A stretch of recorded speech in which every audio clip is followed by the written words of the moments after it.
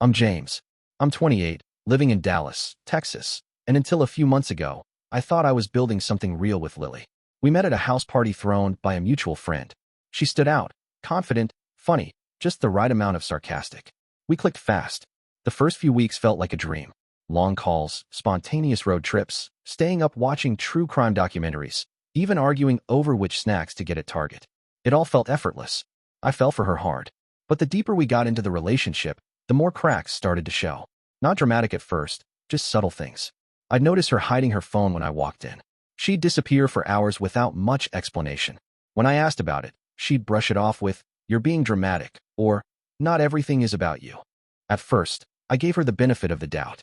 I thought maybe I was being too sensitive, or maybe I had to learn to give her more space. But then there were things she said that really stuck with me. Little digs that didn't seem like jokes anymore.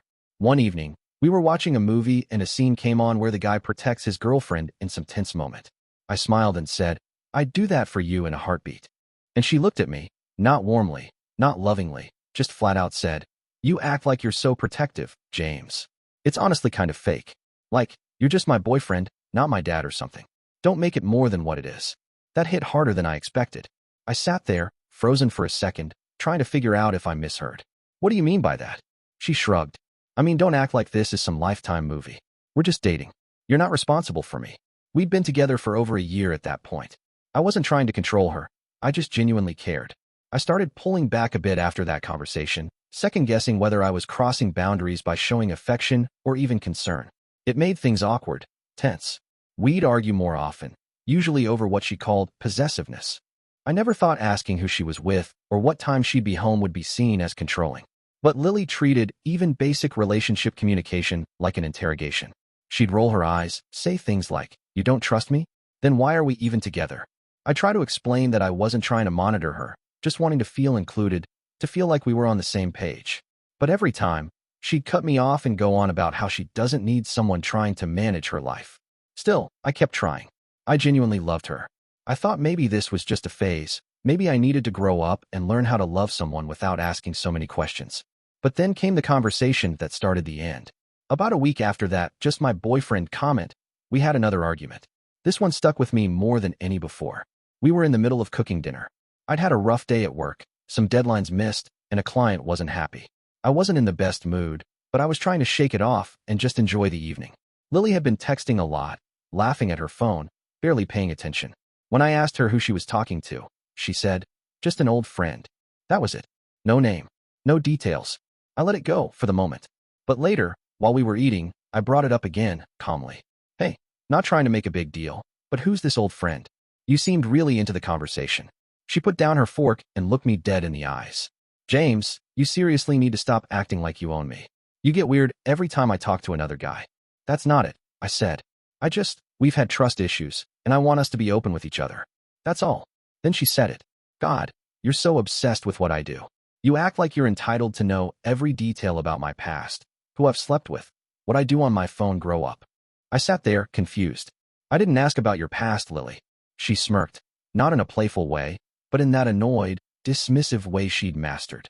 "You've made comments before. About my body count, about how it makes you uncomfortable. Newsflash, James, body count is just a number. Everyone has a past. Don't be so insecure. It's pathetic." I didn't know how to respond to that at first. I'd only brought up her past once, months ago. I didn't ask for numbers or judge her. I just said I hoped we could be honest about our experiences and where we've been emotionally. It was about transparency, not control. But she twisted it into something ugly, like I was some insecure creep who couldn't handle the idea of her being with other people before me. I leaned back and said quietly, "It's not about the number, Lily. It's about how you treat intimacy, how lightly you talk about it." She laughed, but not the kind of laugh you want to hear from someone who loves you. "So what? You want some virgin saint? Sorry to disappoint you. This is 2025, not the 1950s. Sex is normal. Get over it." I just stared at her for a second, feeling like I was speaking a different language. I wasn't judging her for having a past. I have one too. But the way she dismissed any emotional weight behind it, like it meant nothing, made me feel like I'd never be more than just a placeholder. She wasn't building a future with me. She was collecting experiences. And maybe that's fine for some people, but not for me. That night, I barely slept. I kept replaying everything in my head. The way she looked at me, like I was the one with the problem for even caring. I started realizing this wasn't a one-time issue. It was a pattern. Every time I showed vulnerability or asked for clarity, she flipped it into an attack. The relationship had become a place where I had to suppress my feelings just to keep the peace. And for what? To not be called possessive? To avoid being laughed at for having boundaries? I didn't say anything to her that night. I needed time to figure out what I even wanted from this anymore. But something had shifted inside me. Something final. The morning after that argument, I sat alone on the porch, sipping coffee, staring at nothing in particular. My head felt heavy, not from the lack of sleep, but from the weight of the realization that had finally settled in. I was done. This wasn't just a disagreement about values. It wasn't a small fight over misunderstandings. It was something deeper. Lily and I were simply not on the same page, emotionally, morally, and mentally. And the worst part? I think I knew it months ago, but I kept pushing that thought down, trying to fix something that never really had a solid foundation. Later that day, she came into the living room like nothing happened. She started scrolling on her phone, lounging around like everything was fine. I waited a bit, hoping maybe she'd acknowledge what we talked about. Maybe she'd apologize. Maybe she'd just show a sliver of emotional honesty. Instead, she looked up and said, "Hey, I'm going out later. Don't wait up." I nodded. "Cool. Go enjoy." She raised an eyebrow. "That's it. No questions today." I looked right at her and said calmly, "Nah, I'm done asking questions you don't want to answer." That caught her off guard. For the first time, I think she noticed something was different. She narrowed her eyes, trying to read me. "Okay, what's that supposed to mean?" I stood up and took a deep breath. I wasn't angry. I was tired. Not just physically, but emotionally drained from carrying a relationship that felt one-sided. "I think we're done, Lily," I said. "For real this time." She scoffed. "Over what? Because I said body count isn't a big deal? Because you can't handle a confident woman who's lived a life?" "No," I replied. "Because I can't build a future with someone who treats loyalty like an option and intimacy like it's disposable." She crossed her arms. "You're being dramatic." I didn't argue. I walked to the bedroom, grabbed the overnight bag I had already packed that morning, and came back out. She looked confused now, like it hadn't fully clicked. "You're seriously leaving? You're just walking away?" "I'm not walking away. I'm letting go. You said I was just your boyfriend, not anything more. And that your past, and the way you keep living like you're still in it, is none of my business. So fine. Go live it. Add another number. Just not with me." I walked out. Didn't slam the door. Didn't scream. Just left. I moved in with my cousin temporarily and got back to focusing on myself, my job, my health, my friends.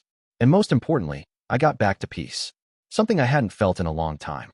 A few weeks later, she messaged me. It wasn't some heartfelt apology. Just a "Hey, I've been thinking about us. Maybe we were both wrong. Want to talk?" I left it on read. Because here's the truth. Sometimes, the most powerful thing you can do is not explain your decision. Not try to fix someone who doesn't see the damage they've done. Just walk away, quietly, and let them feel your absence. She tried a few more times, texts, DMs, even showing up at my old gym. But the answer was the same. No. She wanted freedom to live how she wanted. So I gave it to her. And now she can live with that choice. Alone. What do you think? Was I overreacting by walking away? Or was it the right move? Have you ever been in a relationship where your values didn't match, even if the chemistry was strong? Let me know your thoughts. I appreciate you watching till the end. Hit that subscribe button and stay tuned for more content.